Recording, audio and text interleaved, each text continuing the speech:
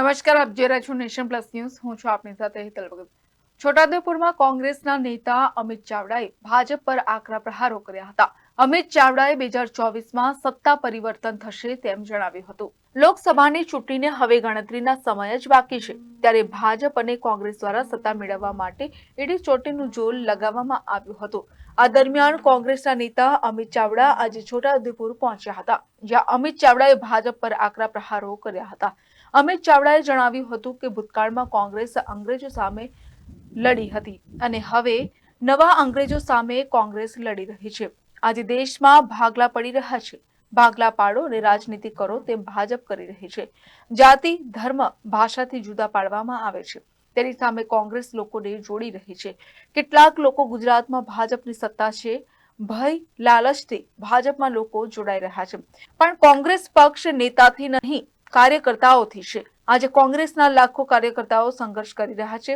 વર્ષ 2004ની જેમ સત્તા પરિવર્તન થયું હતું તેમ આ વખતે પણ થશે. ગુજરાતમાં 26માંથી 12 લોકસભા બેઠકો પર લોકોના આશીર્વાદ મળી રહ્યા છે અને 2024માં સત્તા પરિવર્તન થશે. રાહુલજીના નેતૃત્વમાં ભારત જોડો ન્યાય યાત્રાની શરૂઆત થઈ છે.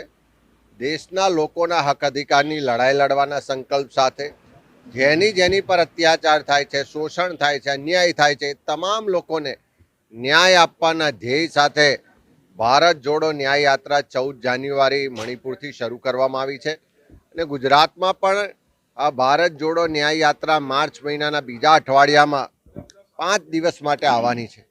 ત્યારે આજે અમારા કોંગ્રેસના તમામ વરિષ્ઠ આગેવાનો, અમારા પૂર્વ પ્રમુખ આદરણીય જગદીશભાઈ, અમારા પૂર્વ વિપક્ષના નેતા માન્ય સુખરામભાઈ, અમારા રાજ્યસભાના સાંસદ માન્ય નારાયણભાઈને તમામ આગેવાનો આજે ભારત જોડો ન્યાય યાત્રાનો જે ગુજરાતનો રૂટ છે એનો સ્થળ નિરીક્ષણ કરવા માટે આવ્યા છે. જિલ્લે જિલ્લે અમારા આગેવાનો, કાર્યકરો, સ્વૈચ્છિક સંસ્થાઓને મળી રહ્યા છે અને દરેકમાં એક ઉમંગ છે, ઉત્સાહ છે કે જે રીતે રાહુલજીએ ભારત જોડો યાત્રા દ્વારા સમગ્ર વિશ્વને નફરત છોડો ભારત જોડોનો નારો આપ્યો, પ્રેમ, એકતા, ભાઈચારા, સદભાવનો સંદેશ આપ્યો અને આખું દેશ એમની સાથે જોડાયું. એ જ રીતે આ ભારત જોડો ન્યાય યાત્રામાં પણ સામાન્ય લોકોના હક અધિકારને ન્યાયની લડત લડવા માટે સૌ લોકો જ્યારે રાહુલજી ગુજરાતમાં આવશે ત્યારે એમની સાથે જોડાવા માટે તત્પર છે. ખૂબ સારા ઉત્સાહ સાથે તૈયારીઓ ચાલી રહી છે. આ વિચારધારાની લડાઈ છે અને કોંગ્રેસ પક્ષની સ્થાપના જ્યારે 1885માં કરવામાં આવી ત્યારે પણ કોઈ રાજકીય એજન્ડા કે રાજકીય સત્તા માટે નહીં, પણ દેશ માટે, દેશના લોકો માટે એક વિચારધારા સાથે દેશના લોકોના હક અધિકાર મળે, આઝાદી મળે, જાગૃતતા આવે એટલા માટે કરવામાં આવી.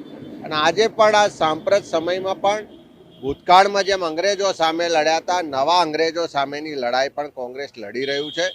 આજે પણ દેશમાં ભાગલા પાડોને રાજ કરોની જે નીતિ છે, જાતિ, ધર્મ, ભાષા, પ્રાંતથી જે લોકોને જુદા પાડવામાં આવે છે એની સામે કોંગ્રેસ લોકોને જોડવાની રાજનીતિ કરે છે. કેટલાક લોકો ગુજરાતમાં લાંબા સમયથી ભારતીય જનતા પાર્ટીની સત્તા છે અને એના જ કારણે ક્યાંક ભયથી, ક્યાંક લાલચથી, ક્યાંક દબાણથી ભારતીય જનતા પાર્ટીમાં લોકો જોડાઈ રહ્યા છે. પણ એટલું ચોક્કસ કહીશ કે કોંગ્રેસ પક્ષ કોઈ નેતાઓથી નહીં પણ કાર્યકર્તાઓથી ચાલે છે અને કાર્યકર્તાઓ જ અમારી તાકાત છે. અને આજે પણ ગુજરાતમાં લાખો કાર્યકર્તાઓ છે જે સંઘર્ષ કરી રહ્યા છે, તકલીફ વેઠી રહ્યા છે અને કોંગ્રેસની વિચારધારા માટે લડી રહ્યા છે. આવનારા સમયમાં એવા તમામ કાર્યકરોને સાથે લઈ અને કોંગ્રેસની વિચારધારા માટે લડીશું. આ ગુજરાતને આગળ લઈ જવા લડીશું. ગુજરાતમાં જે લોકો સ્થાપિત હિતો દ્વારા સત્તાનું કેન્દ્રીકરણ કરવામાં આવી રહ્યું છે અને લોકોને હેરાન પરેશાન કરવામાં આવ્યા છે એની સામેની લડાઈ મજબૂતાઈથી લડીશું. અમે તો તમારા મારફત ગુજરાતના લોકોને કહેવા માંગીએ છીએ 156ની બહુમતી આપી તેમ છતાં લોકોની ચિંતા નથી કરતા, પણ પોતાની સત્તાની લાલસા માટે આજે આ રાજનીતિ થઈ રહી છે. એનો જવાબ આવનારા સમયમાં જનતા પણ આપશે ને એના માટે કોંગ્રેસ પણ લડશે. આપણે સૌએ 2004 આજે યાદ કરવી પડશે કે વાજપેયીજી દેશના વડાપ્રધાન હતા. ફીલ ગુડ ઇન્ડિયા સાઇનિંગનો નારો હતો, ખૂબ પ્રચાર હતો, પણ ત્યારે પણ દેશના લોકોએ જોયું કે આ સત્તા મુઠ્ઠીબંધ લોકો માટે શાસન ચાલી રહ્યું છે. આજે એ જ રીતે 2024માં પણ મુઠ્ઠીબળ લોકો દ્વારા મુઠ્ઠીબળ લોકો માટે શાસન ચાલી રહ્યું છે. સામાન્ય જનતાનું કોઈ સાંભળતું નથી. ત્યારે 2004માં જેમ સત્તા પરિવર્તન થયું હતું, આજ ગુજરાતમાં 26માંથી 12 લોકસભા બેઠકો પર લોકોના આશીર્વાદ મળ્યા હતા. આવનારા દિવસોમાં પણ અમે લોકો વચ્ચે જઈ રહ્યા છે અને આપ સૌ જોશો કે લોકોના આશીર્વાદ પણ મળશે અને સાથે સાથે 2024માં દેશમાં સત્તા પરિવર્તન પણ થશે. Rehan Patel, nation plus news, Chhota Udaipur. સમાચારોના સતત અપડેટ માટે નેશન પ્લસ ન્યૂઝના યુટ્યુબ ચેનલને સબસ્ક્રાઇબ કરો, બેલ આઇકન દબાવો અને ફોલો કરો ઇન્સ્ટાગ્રામ, ફેસબુક અને ટ્વિટર પર.